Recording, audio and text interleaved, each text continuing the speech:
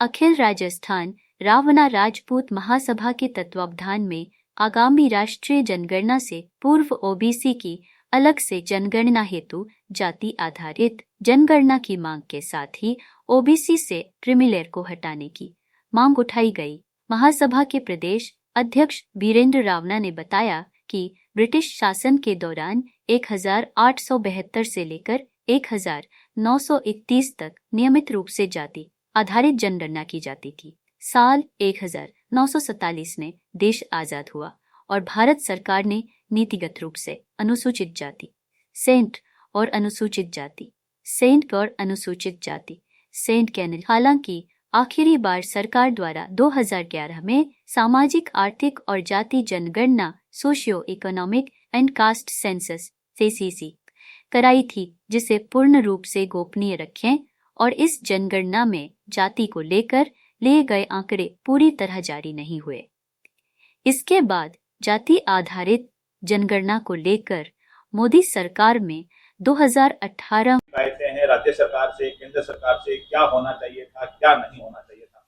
लंबे टाइम से आप और आपकी टीम संघर्ष कर रही है ओबीसी आरक्षण को लेकर के। पॉइंट टू पॉइंट आज आपकी क्या क्या डिमांड है मुख्य तौर पे वो बताइए। वर्तमान में सर जो हालात है ओबीसी के लेकर के आरक्षण को लेकर के वो ये है कि जब से ईडब्ल्यूएस लागू हुआ आर्थिक आधार पर आरक्षण का प्रावधान लागू हो गया, एसबीएस लागू हुआ यानी विशेष पिछड़ा वर्ग का आरक्षण लागू हो गया।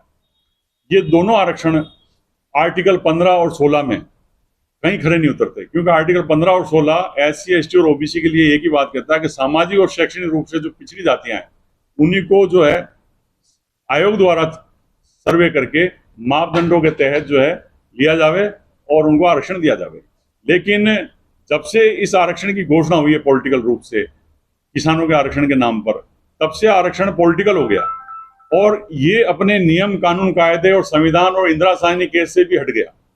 अब आज की स्थिति हास्यास्पद ये हो गई है कि ईबीएस जो आर्थिक आधार पर आरक्षण है उसका भी क्राइटेरिया क्रीमीलेयर का 8 लाख रुपए है और ओबीसी का आरक्षण का भी क्राइटेरिया 8 लाख रुपए है।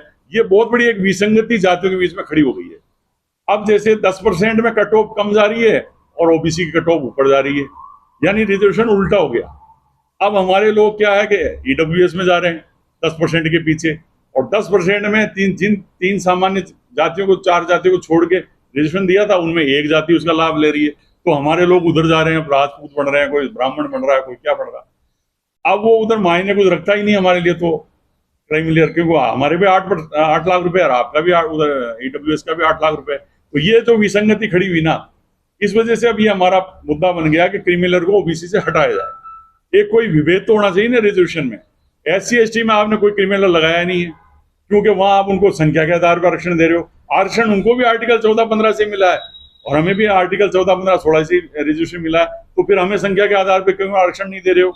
इसलिए हमारा जो मुद्दा है दूसरा वो है जाति आधारित जनगणना का, कि अब जो आगामी राष्ट्रीय जनगणना होने जा रही है उसमें हमारी जातियों को गिनना चाहिए और ओबीसी की जातियों को गिन करके ओबीसी के हिसाब से रिजर्वेशन उसका फिक्स करना चाहिए सरकारों को।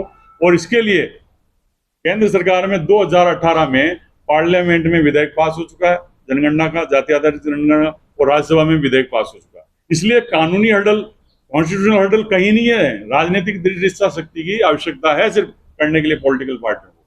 इसी तरह की और खबरें देखने के लिए सब्सक्राइब करें कामयाब कलम न्यूज़ चैनल।